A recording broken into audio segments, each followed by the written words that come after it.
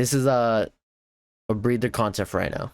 I'll probably put this at the beginning. So if you see this at the beginning, just know I said this at the end, just so you know. All right, everybody, welcome to the entire lore of ENHYPEN's Dark Moon. It's the webtoon series for ENHYPEN and Anteam. This video is updated from 2020 to March of 2025. So it is pretty up to date, and we're just gonna watch it. I think we're gonna cover half of it, which is up to chapter 4, like at the beginning of chapter 4. So just so like it's not a long ass video. It's an hour 37 minutes. I'd rather just have it split over 2 different videos, and hopefully we can lock in, because I've been interested. I was gonna do it with the boys, but I don't know how interested they're gonna be, because we've only so far reviewed their first EP. Like maybe in the future though, we could like check it out. I know we're gonna check out their anime though, so there's that. And let's just lock in. All right, the entire lore of Dark Moon. The following video is part 2 of a 2-parter short series where I talk about ENHYPEN and I'm gonna have the video link below. In the comic series Dark Moon, available on Webtoon and Naver. This video was made by Steven Catalin, something like that. It's probably gonna be a banger of a video. I don't know yet, but even then, please go and watch the original yourself, or watch the first episode. Part 1, where I talk about the issues of Dark Moon and possible fixes to the story, is already out, and the link to it will be available in the description below. In this video, I will present the lore of Dark Moon for those of you who either need a refresh or do not wish to go to Webtoon and, you know, watch 15 ads and read 15 episodes a day, as 2 of the free English translated comics are now locked behind a paywall. That way, when ENHYPEN or Anteam will have their new comebacks, you can watch it and get to understand more of the lore present in it. You can watch these videos in any order you want, but if you have no idea about what the lore of Dark Moon is, be sure to watch this video first, then part 1. I don't know what's going on. The style of these 2 videos is inspired by the style used by Unicorn of War, an amazing YouTube commenter who I highly suggest to go and watch. He makes amazing content despite being an underrated YouTuber. Go get that bag of money, bro. Before going further, I want to mention 2 key details.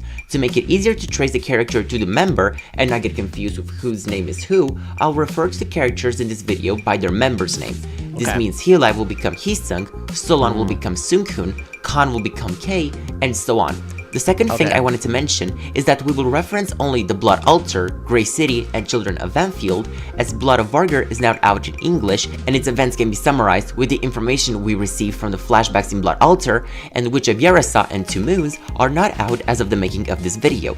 The last MV of ENHYPEN is no doubt in Daydream, while for Anteam it is Yukiakari and Deer Hunter. So, without further ado, let us start the lore.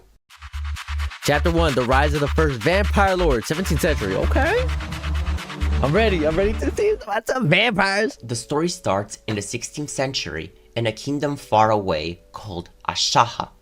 This kingdom... Ashana. Okay, my fault. Hold on. I didn't mean to... 16th century in a kingdom far away called Ashaha. This kingdom was guarded by the spirit of the wolf god Vargar and ruled by the royal family, who are known to possess shamanic magic. Sorry for pausing again. It's not gonna happen too much, but I'm gonna try to remember as much as I can. Hopefully, some of you guys can summarize, or like let me know if I forget something. I don't know how it's gonna go, but let me know. For decades, if not by the royal family, who are known to possess shamanic magic. For decades, if not centuries, this allowed the coexistence of vampires and werewolves within the walls of the kingdom, something that was otherwise impossible. In its most recent times, the kingdom was ruled by a widowed queen who was also raising her only daughter, a little girl named Selene. Due to her responsibilities in ruling the kingdom, the queen assigned a playmate to Selene, the son of a noble family named Hisung.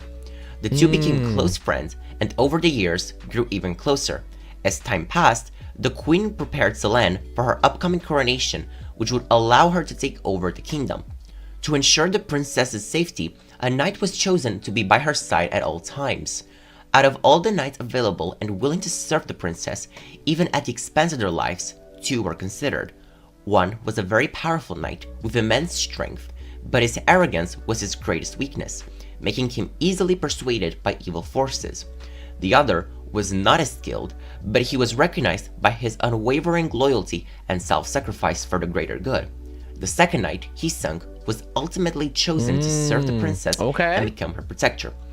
While this was a great honor for Hisung, he also felt bad for the... It feels like Hisung is already a main character IRL and in here, bro. Because like everybody be protesting already for it because of his departure, bro. other knight whom he had once looked up to as a role model. Even though Heesung had surpassed him, he still held admiration for him. The royal family also hired several others as knights, sworn to protect the family from harm. Among them were Jay, a soldier from the neighboring kingdom of Rode, Jake, a knight from the kingdom of Kashal, Nikki, an officer from the palace, Sunghoon, the heir of the Glasto estate, along with his cousin Suno, and lastly Jungwon, a royal steward. The princess lived a peaceful childhood, learning everything that would help her when she would become queen, thanks to her tutor Marge, the royal librarian. However, despite her privileged life, Selene did not look forward to the strict traditions her mother was pushing her towards. One of the things she disliked the most was the idea of an arranged marriage. Selene believed that marriage should be for love, not for political or economic gain. She confided in Heesung, who was always by her side, offering moral support. He reassured her that everything would be okay and that she would marry a wonderful prince, though his words clearly hinted at his own feelings for her. When Selene was about to speak to her mother about rejecting the latest marriage proposal, she nearly fainted from exhaustion. Like her ancestors, Selene was born with shamanic magic, but hers were far stronger, making it difficult for her to control them. This often left her in a weakened state, suffering from frequent dizzy spells.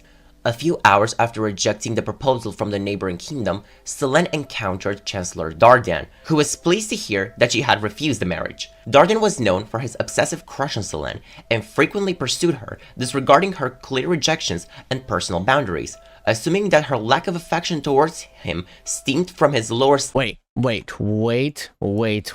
want to have everybody from Ant Team up on my other monitor, just so in case they name drop, because I haven't gone over Ant Team yet. Just in case they name drop one of them, I want to make sure I know it's one of them. Okay, like right now, as a non-royal, he became increasingly desperate. This time, Dardan's obsession turned violent. He assaulted Selene, prompting her to slap him, and moments later, Heesung arrived and pushed Dardan away from her. After the altercation, Selene lost consciousness and was immediately taken to her bed, where the medics were called. Meanwhile, in a fit of rage, Dardan stormed into the royal library, searching for a way to increase his powers so he could win Selene. He even went as far as planning to take over the kingdom if it meant he could have her in the end. To achieve this, he sought one of the kingdom's most sacred possessions, the blood of the wolf god, Vargar.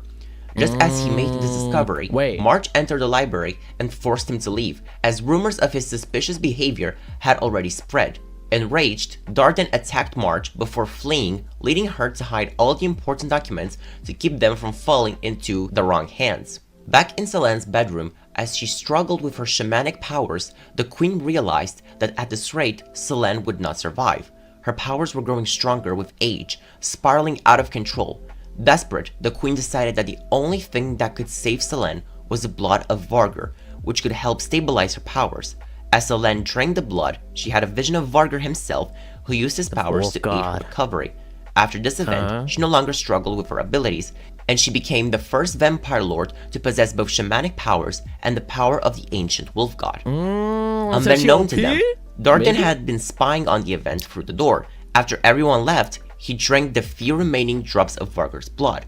However, because he only consumed a small amount, he became a low-tier vampire, cursed with an unquenchable thirst for blood and unable to face the sun without being burned. A year later, despite his initial setback, Dardan managed to build an army from the victims he had bitten. He also gained support from a group of renegade soldiers who harbored hatred for the kingdom's current ruler, seeking revenge. Among them was the former knight who had lost the opportunity to become Selene's protector. Dardan's plan to overthrow the kingdom became widespread, prompting the royal family to take precautions. To strengthen their forces, Selene's blood was used in a transfusion, turning the royal knights and March into vampire lords with special abilities, which was also shown in the flashback scene of Drunk Dazed. Additionally, Selene's extraordinary powers were... what the fuck? Hold on! That's tough. Okay. I see what y'all do.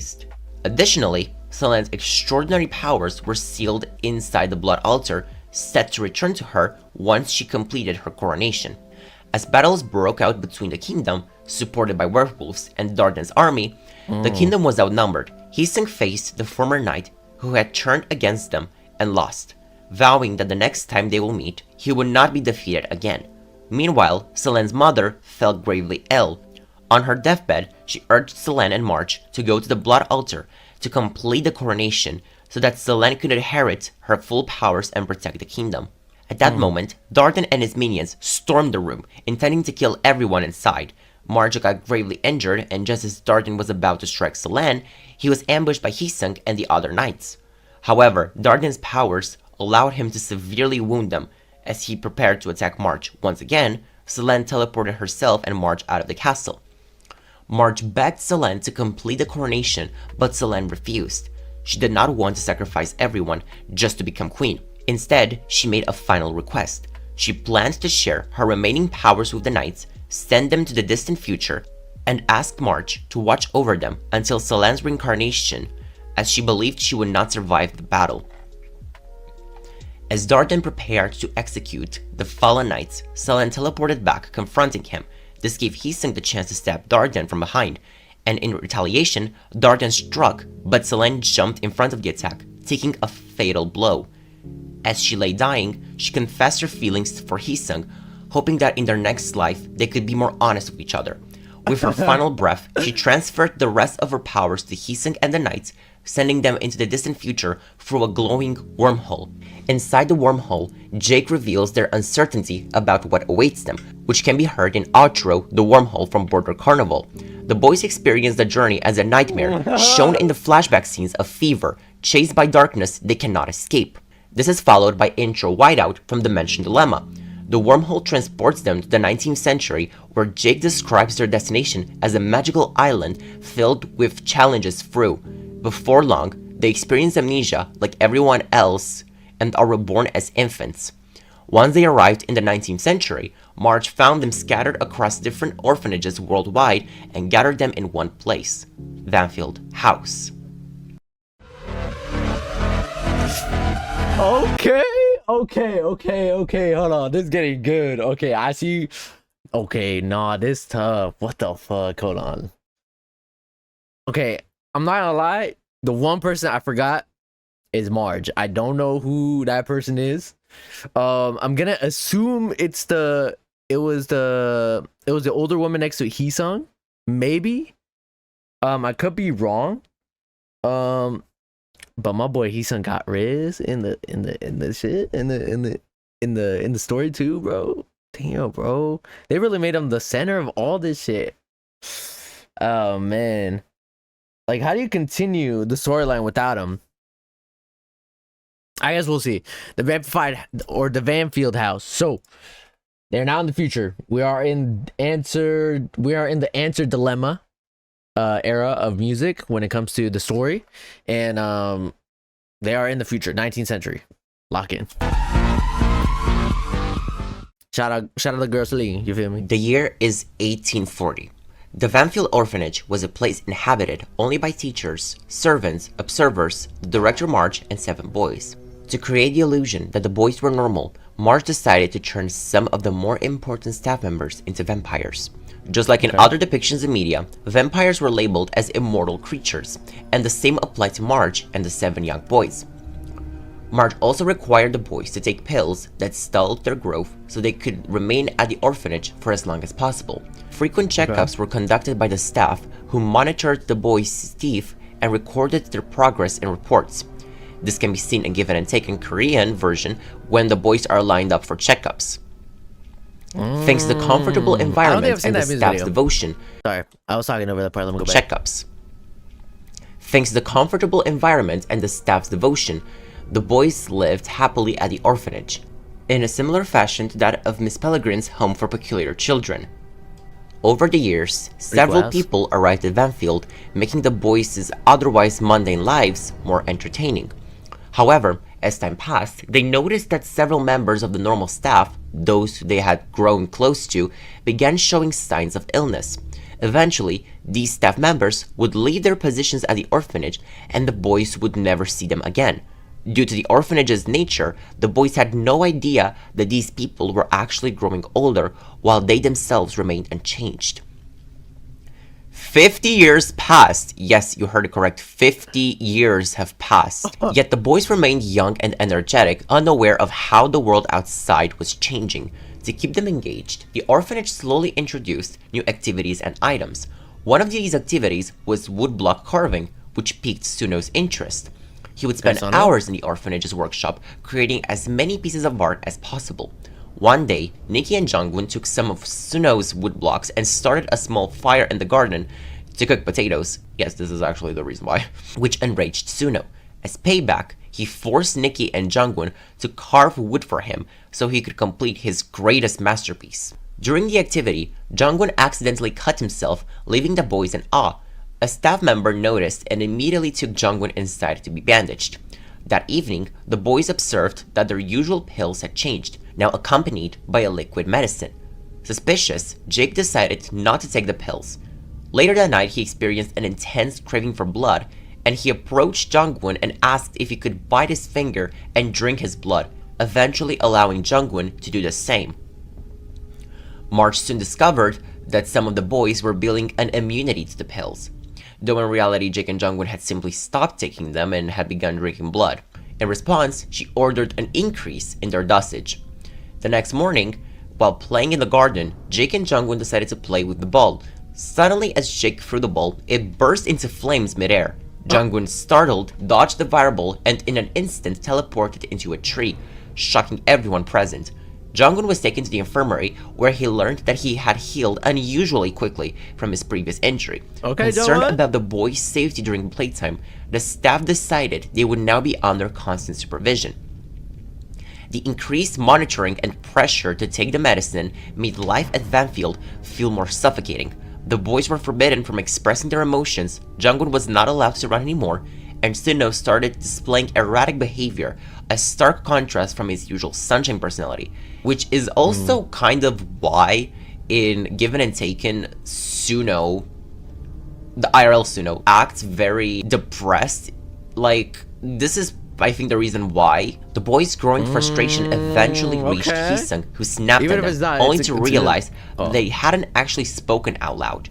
Meanwhile, Sungkun and Jae attempted to relieve their stress through sparring, which led to a shocking revelation. Jae possessed immense strength, capable of breaking objects with ease and unintentionally harming those around him. Concerned, the staff added a tranquilizer to the boys' medication. They later described how the pills made their minds feel hazy. This can be seen with Heesung in Given and Taken Korean. Nikki, terrified of taking the pills, hesitated. Seeing this, Suno took Nikki's pills and swallowed them along with his own. The overdose made Suno sick, and in his rage, he demanded to know what the staff was forcing them to consume. That night, Suno experienced what seemed to be a lucid dream. A lucid dream! In this vision, he saw himself hanging upside down from the ceiling, watching as Sungkun, covered in blood, was mesmerized by the full moon. To his shock, Sungkun transformed into a werewolf. Dismissing it as a mere hallucination, Suno thought nothing of it. The next morning, he was mesmerized by the full moon. To his shock, Sungkun transformed into a werewolf. Dismissing it as a mere hallucination, Suno thought nothing of it. The next morning, the boys awoke in their room and Suno recounted his dream. Strangely, Sungkun felt as if he had been physically beaten and even found marks on his hands.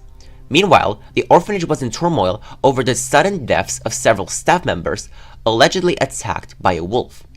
The boys wished to attend the funeral, but were denied by every adult.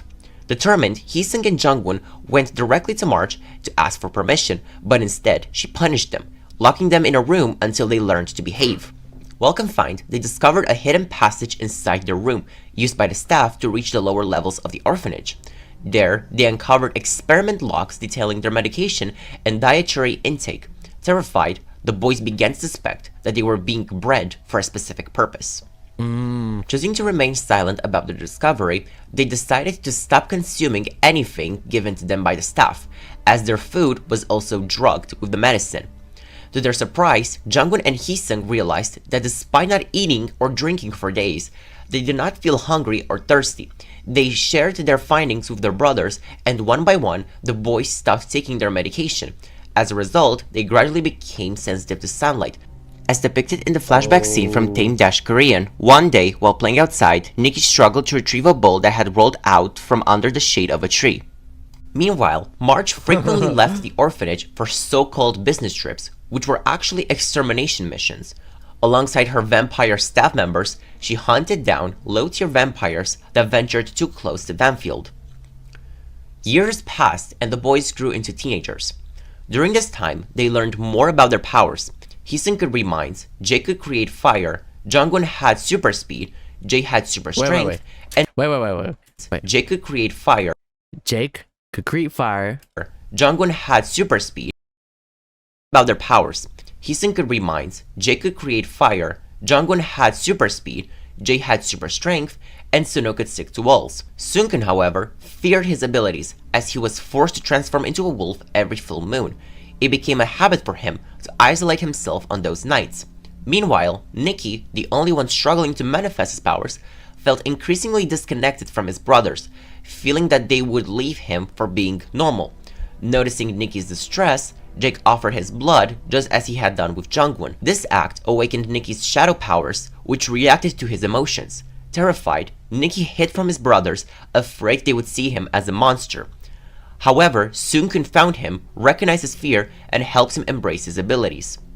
As the boys reunited, they secretly planned their escape, ensuring everything fell into place during one of Marge's business trips. However, they noticed Seungkun becoming increasingly distant. He reassured them that he would not abandon them, but in truth, he feared escaping, as their plan coincided with the full moon, his transformation night. The night of their escape arrived, but Seungkun was nowhere to be seen. Before they could search for him, they were ambushed by a wild wolf. Another wolf suddenly appeared, defending the boys and signaling them to run. As they fled into the forest, they stumbled upon the corpse of a staff member, triggering their bloodlust. They are startled when Marge appears, carrying an unconscious Seungkun in her arms. Before Heesun can demand answers about the secrets she's been hiding, including her lie about going on a business trip, a distant cry for help echoes through the forest. They follow the sound and discover an injured man.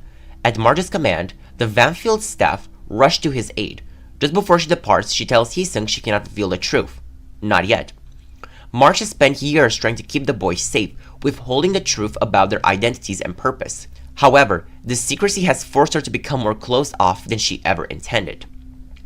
A few days pass, and the boys continue interacting with the outsider, who introduces himself as Müller, a traveling peddler who has gathered a wealth of knowledge from his journeys. When asked what he was doing near Vanfield, he explains that he got lost while fleeing from wolves and vampires. The boys, unfamiliar with the term, ask him what vampires are. Müller describes them as man-eating monsters that resemble humans. His words unsettle the boys, making them question whether they might be those very creatures. However, Müller reassures them, stating that vampires only attack at night and cannot enter well-built homes uninvited, drawing on the traditional lore surrounding them. Müller then shares a deeply personal story, revealing that he once had a family, a wife and children, who were brutally killed by vampires. After their deaths, he dedicated his life to hunting them down, determined to exterminate every last one. As Müller recovers over the next few days, he grows closer to the boys. However, his injuries have aggravated an old illness, leaving him confined to a wheelchair. Seungkun became increasingly withdrawn, haunted by the thought of becoming a threat to others, just as the wild wolves had harmed Müller.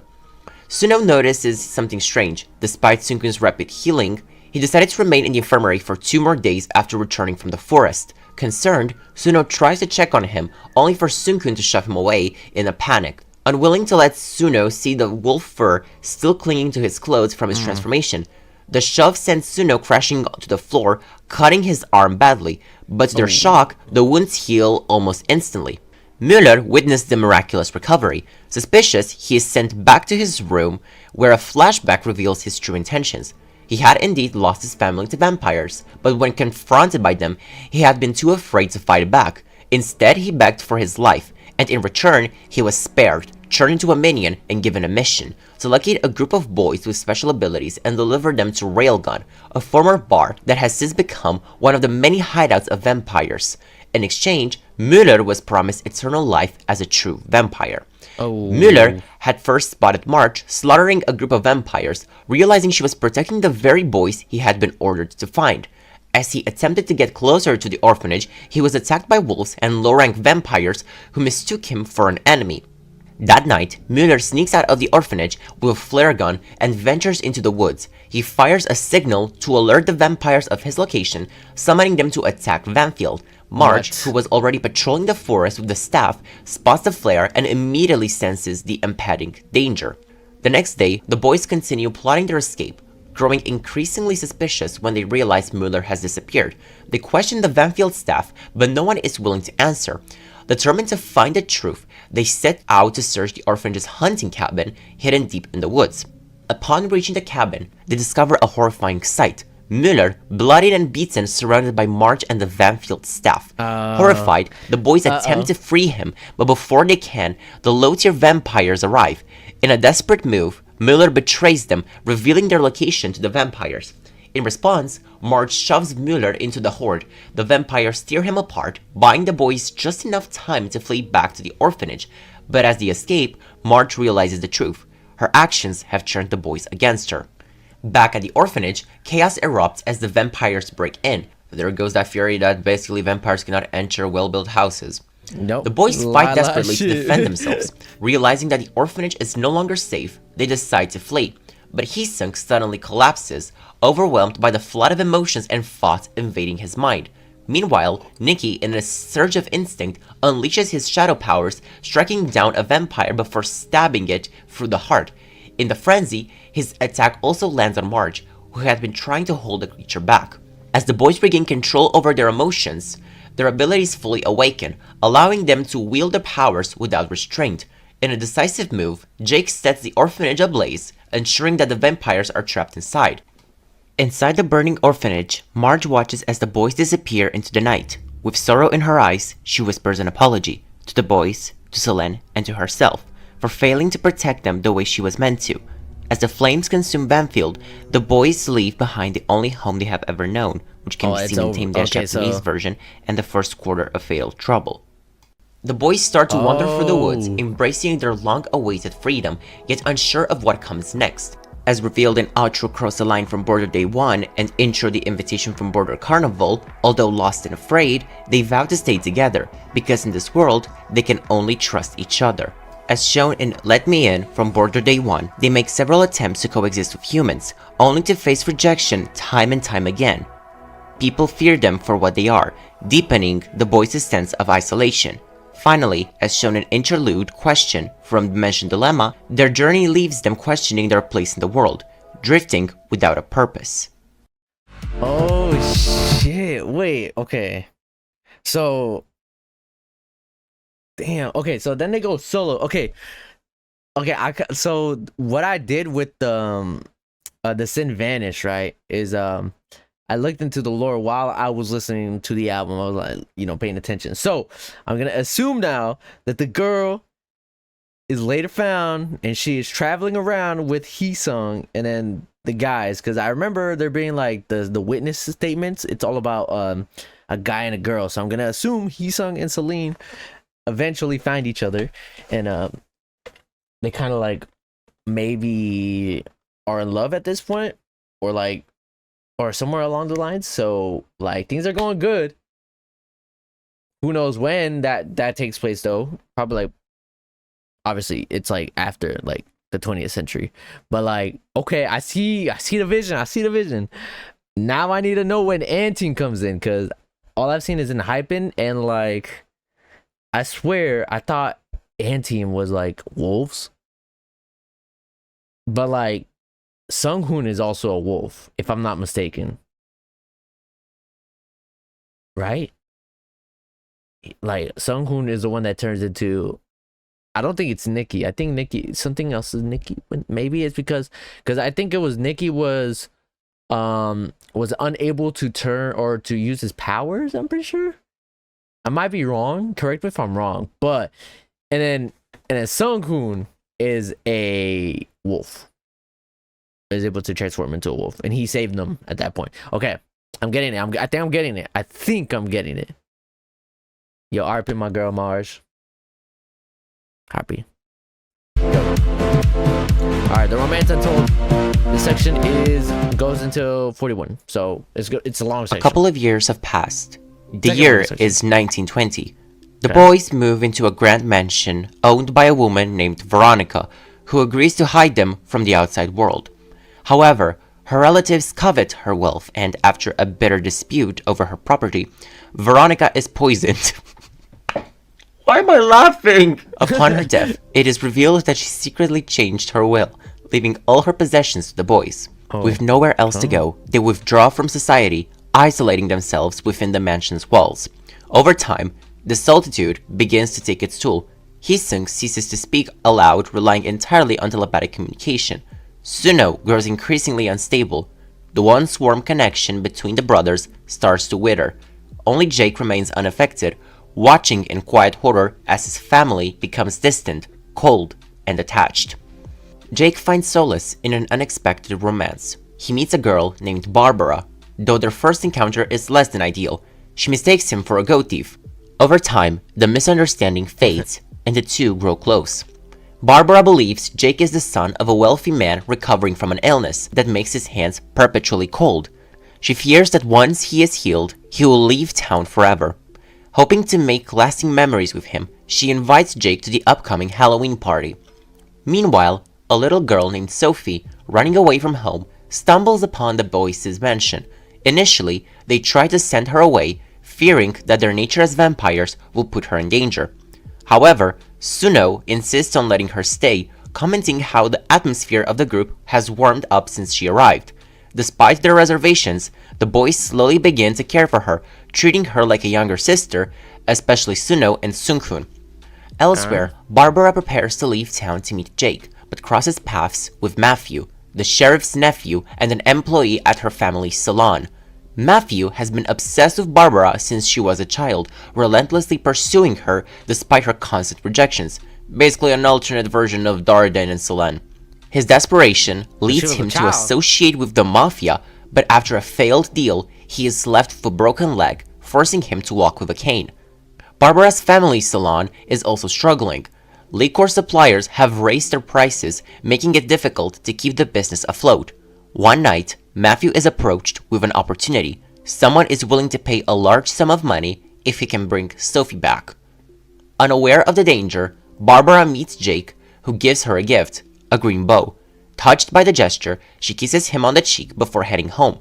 However, on her way back, Matthew, consumed by jealousy, assaults and accidentally kills her. To cover his tracks, he seeks help from his uncle, the sheriff. In the meantime, back at the mansion, Sophie would grow closer to the boys, in particular Sunghoon, whom she would start calling Mommy. Why did I sound so aggressive? Still, Sunghoon harbors doubts about whether keeping Sophie in the mansion is truly the right choice. Curious about how she found them, the boys ask Sophie about her past. She reveals that her father was taken by monsters. The boys initially suspect that Sophie's father may be dead, but she denies it. A couple days pass, and Sophie falls ill with a fever that does not respond to normal treatment. Fearing she may suffer the same fate as Veronica, the boys frantically search for a cure. Sunghoon sneaks into the town under the cover of night to investigate whether Sophie would be safer there. He discovers a house filled with blood-stained clothes. Before he can investigate further, Sophie's drunken father Hans returns home, forcing Sunghoon to quickly retreat. The next morning, Sophie confesses to Sunghoon that despite everything that has happened, she must protect her father because it was her mother's dying wish. Meanwhile, Hans is framed for the murders of both Barbara and the liquor supplier who has increased the prices. Matthew plants the green bow inside Hans's home, falsely claiming it was the one he gave Barbara when he proposed to her, when in reality, it was a gift from Jake. Jake grows suspicious when Barbara stops visiting him. Seeking answers, he visits her family's salon and learns of her murder. Heartbroken and enraged, he investigates further, discovering Hans's wrongful accusation. Hans, an immigrant and a doctor, was already resented by the townspeople who saw him as an outsider. Instead of a proper trial, the town arranges a public execution under the guise of justice. Jake returns to the mansion and informs his brothers. They decide to rescue Hans before it's too late. Back in town, a wealthy customer named Anthony arrives at the sheriff's office. He notices a decline in alcohol's quality, but agrees to continue paying the same price. His real interest lies elsewhere. He seeks the missing girl Sophie and informs the sheriff that his subordinates will deal with Hans while he handles other matters. Meanwhile, Nikki, Jungwon, Heesung, and Jae infiltrate the hideout where Hans is held. There, they make a horrifying discovery. Anthony and his men are vampires, searching for Sophie for unknown reasons. A battle erupts and the boys swiftly eliminate Hans's henchmen. In the chaos, Hans escapes in the woods. Unbeknown to them, Matthew witnesses everything. Convinced the boys stole Barbara from him, he swears revenge. At the mansion, Sungkun and Suno stay behind to watch over Sophie. That night, Sungkun shares a dream with her, one of his recurring nightmares. In it, his brothers discover his werewolf nature, trap him in a cage, and prepare to kill him. However, the dream shifts this time, revealing Sophie's own memories. She recalls conversations with her mother, who once told her that Hans hated seeing his daughter change. The scene morphs into a brutal reality. Hans, realizing Sophie's true nature, beats her and demands her she leave. When monsters attack, he has a change of heart and sacrifices himself to protect her, urging her to flee into the woods, where she transforms into a werewolf for the first time. The brothers return to the mansion, resolved to keep Sophie safe. Suddenly, a scream pierces the air. They rush outside to find Hans standing at the mansion's peak, holding Sophie over the edge. However, just as he is about to throw her, he hesitates, hallucinating. Sophie stops the brothers from killing him, reminding them that her mother would not have wanted that. In his final moments, Hans confesses that Sophie, as a half-werewolf, will soon lose control and begin killing instinctively. Realizing the pain he has caused, he lets go and jumps to his death. What? Hans's death sends Sophie into a deep depression. She refuses to eat, drink, or move, sleeping for days on end. Sungkun once again enters her dreams, where she has built an imaginary secret place where everyone, her parents and the boys, live together happily. She urges Sungkun to join her in his wolf form, realizing she will never be truly happy in the real world. Sungkun considers ending her suffering by killing her, but Suno stops him, unwilling to let her go. Meanwhile in town, Anthony learns of Hans's disappearance. Before he can act, Matthew tells him about Sophie's location, describing the boys who got her as abnormal. Heesung and Jake, who happen to be in town buying groceries, overhear the conversation. Anthony brings Matthew to the club, overhears all the information that Matthew has to offer him, but dismisses Matthew at the end, considering him simply drunk, and throws him into dungeons, where low-tier vampires devour him. Before leaving the hideout, he sends a mysterious letter. That night, Jake, blinded by fury, goes along with Heesung to Anthony's hideout in secret and sets it ablaze, killing everyone inside in a fiery rampage. This event seems to parallel Lucifer from memorabilia. However, once the adrenaline fades, Jake sees himself as a monster and breaks down, until Sophie reassures him that he's not, and reminding him that creatures like them have to survive through other means, even if those means are sadly unholy. As time passes, Sophie becomes more feral, attacking animals at night and failing to recognize the boys. Unable to control her, they start locking her in the mansion's cellar. Suno desperately tries to bring her back, but she lashes out, nearly killing him one time. Seeing no other choice, Sungkun drives a blade through her back, ending her life. What? Suno does not blame him, but grief overtakes him. On the night of the town's Halloween party, he exacts revenge, using his powers to manipulate the townspeople into slaughtering each other. With nothing left for them in town, the boys leave once again. Before departing, Jake shares a heartfelt moment with Barbara's brother, who came to her grave to leave flowers. Years later, we learn the letter Anthony sent has reached its recipient, a powerful vampire who intends to reclaim the boys' mansion so it could be turned into another hideout for the vampires. After this event, we once again get another time skip. This time, 40 years have passed. It is now 1960, in the midst of the Cold War. The brothers have found refuge in Bashkmosha, choosing to no longer isolate themselves entirely from society. By day, they live seemingly normal lives, blending in with the humans. However, each of them secretly works as a fixer, using their unique skills in various fields. During the day, Heesung manages a bar called Viesksi, sorry if I butchered the name. Jae is a taxi driver, Jungwon is a doctor, Jake is a pilot, Sunkun owns a cafeteria, Suno is a hotel porter, and Nikki owns a toy store. During one of their fixer missions, the brothers rescue a man named Anton, who claims to be a reporter but suffers from severe amnesia. Suno takes it upon himself to take care of Anton and, much like with Sophie, grows deeply attached to him, treating him almost like a pet. However, Suno also repeatedly uses his powers to extract information from Anton. Whenever Anton starts to recall fragments of his past, Suno erases his memories again, leaving him trapped in an endless cycle of forgetting. The rest of the brothers remain wary of Anton, believing it is too dangerous to keep him close, given their history with humans. However, Anton eventually regains a crucial memory. He must save his sister. This revelation steers something in Suno, reminding him of Sophie. Overcome with emotions, Suno insists on helping Anton despite the risks. One fateful day, Anton's memories return in full force when he witnesses a group of armed gangsters attacking two children. The boy is brutally killed before his eyes. From that moment on, Anton undergoes a drastic change. He becomes more reserved, secretive, and reluctant to share his true purpose. However, he confides in Suno and Hisung that he and his sister were once part of a covert spy training program known as the Cage. He reveals that he escaped the institution and posed as a reporter to gather information before returning to rescue his sister and fellow captives. Hisung refuses to assist him. Undeterred, Suno continues to help Anton in secret, monitoring his every move. Throughout their efforts, they uncover the existence of a new cage being built on the outskirts of Bashkmosha. Anton begins making calls to suspicious contacts, seeking allies. Eventually, he approaches the brothers again, asking for their help. All of them refuse except for Nikki, who was forced by Suno to help him. Despite their initial hesitation, the brothers are soon drawn into Anton's mission. A high-speed chase erupts as enemy vehicles pursue them throughout the city streets. The boys use their powers to destroy the pursuing cars, forcing Anton to acknowledge the weight of his actions. What happens next remains unclear. However, the aftermath suggests that the brothers were exposed as vampires, forcing them to flee Bashmosha. They eventually find themselves in a new city where they are saved by a new girl named Chloe. Okay. By 1970, the boys have spent a decade hiding from the world. Chloe helps them seek refuge in an abandoned music shop where they remain secluded from society. Fearful of being discovered, they avoid leaving their hideout, an old and abandoned apartment.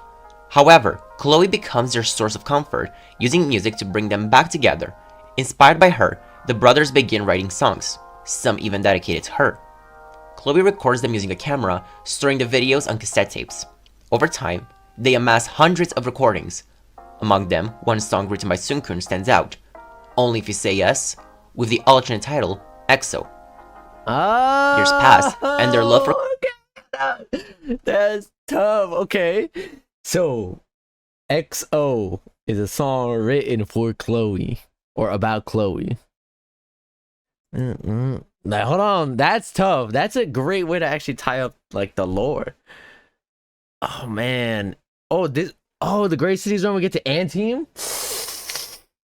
Okay, that's gonna be in part 2, but like, hold on, I fuck with this. I ain't gonna lie, like, this is way deeper than I would have originally thought. Like, it ties in beautifully. Like, everything about this is just like smooth. I don't know. It like flows nicely. I love the lore. I'm low-key excited for when I get to the anime. I ain't gonna lie, I'm excited. Chloe keeps growing. They start to attack each other relentlessly out of pure jealousy for their love for her. And due to the fact that unlike other humans, she decided to remain faithful and loyal to them, showing to them the possibility of coexistence with humans. One day, the brothers watch the news on an old CRT television, only to be met with a devastating announcement. The town's population has vowed to exterminate all traces of vampires. Any hope for coexistence is officially shattered. With no choice but to flee once again, they set their sights on Riverfield. However, before leaving, Jungwon insists they must find Chloe and take her with them. He reminds his brothers that she is important to them all and that he made a promise to protect her and bring her to Riverfield as well. Sunkun agrees, assuming Chloe would be waiting at the music shop. As they make their way through town, they reach a police checkpoint. The officers, tasked with identifying vampires, quickly recognize them, but keep their composure. Without warning, gunfire erupts. The brothers attempt to escape but crash their car into the music shop. Once the gunfire ceases, the brothers retaliate, taking down the police first. Despite their severe injuries, they are still alive. Sungkun searches the wreckage of the shop, only to find it completely destroyed. Chloe is nowhere to be found. Amidst the rubble, Sungkun finds the exotape and plays it inside the car's tape player. As Chloe's song fills the air, the realization sets in. They must leave without her. Their love for her, unspoken and unresolved, must remain a memory. Damn. Another 2 decades pass. Bro, it is it's now just the late tragedy 90s. after tragedy with these As guys, we- bro. Like every girl, it was Celine, who they'll probably be in the future. Then it was Marge, who was the protector from the past life into the new life, and then it was Barbara for Jake, and then it's Chloe. Like, damn, these bros can't catch a win. They can't catch a win. What the fuck? Another 2 decades pass. It is now the late 90s. 90s. As we can see with Future Perfect, the brothers Ooh. have reinvented themselves as powerful businessmen, living Okay. as wealthy CEOs and chebos. Their company, Vesselsoft, manufactures airplanes resembling a corporation like Boeing. Despite their success, they cannot escape the lingering thoughts of Chloe. As reflected in No Doubt, moments of longing creep into their daily lives as they daydream about her, their love for her remaining undeniable yet forever out of reach. As the new millennium approaches, a grand celebration takes place at the company's headquarters. Outside the company, fireworks light up the night sky as the world ushers in the year 2000. However, beneath the surface, the brothers have already made their decision. They will erase their identities once again and disappear into the shadows. Then, in one final act of defiance, they destroy their own company headquarters, as depicted in Blessed Curse, obliterating every trace of their past. And just like that, they vanish once again. By this point, technology has advanced significantly, and the boys now find themselves in the digital age. As they travel towards Riverfield, something feels off. They begin experiencing strange flashbacks and deja vu-like sensations as if they've been here before. Their destination, being Duchess Academy, holds answers to their past and the truth about who they really are. Despite their efforts to recall the person they keep seeing in their visions, they don't recognize her, as depicted by the lyrics of Fatal Trouble. It feels as though fate has led them here. Okay. Jake in particular is convinced that their purpose will be revealed in this place and that they will finally reconnect with someone they've been searching for all along. As shown in Foreshadow from Manifesto Day 1, once that happens, he believes they'll be bound together no matter what.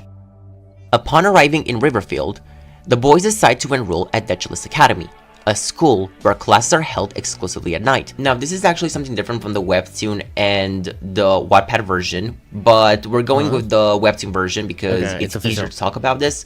Oh, but okay. Never mind. My fault. keep in mind that that's why I mentioned the classes being exclusive at night. Okay. This allows them to blend in more easily among humans while avoiding suspicion. Within a short period, they rise to become the stars of the school's sports team, using their powers sparingly but effectively, as shown in Pendxng, for example. That way, no one immediately assumes their true nature. However, a sense of unease lingers. As shown in the school scenes from Future Perfect, the boys can shake the feeling that they will soon be attacked again just as they were before, this time by low-tier vampires, lurking in the shadows. Before we continue following our vampire boys, we need to take a short detour. This part of the story marks the beginning of Blood Altar, and since werewolves play a crucial role here, it's the perfect time to introduce Grey City. Alright, that's where I'm gonna stop, bro, because like, I don't want it to become too much for me. So we got, okay, I can't recap, but I've been recapping the whole time. Like I was mentioning Celine, Marge, Barbara, and then Chloe. I ain't gonna lie, the best part, or my favorite part so far, I would say the Chloe section. I ain't gonna lie, this section that we just went over, I kind of fuck with it. They like turned badass. It was pretty tough, I ain't gonna lie. So that's where I'm gonna stop it. I'm excited, bro. I ain't gonna lie, this is gonna make it so much better for when I actually go and listen to the albums with my boys, because we're with the guys, my fault. But we've been through one album so far, Border Day 1. They love it. I told them it was the weakest album, and even though it's the weakest album, I still think I praise it highly. in my opinion. I praise it highly. It's like an 8 out of 10 probably as an EP or a project, maybe even higher, low key. But like, it's still a good ass album. I ain't gonna lie. And like, it's like, even if I consider, actually, I don't even know if I would still consider it their weakest album.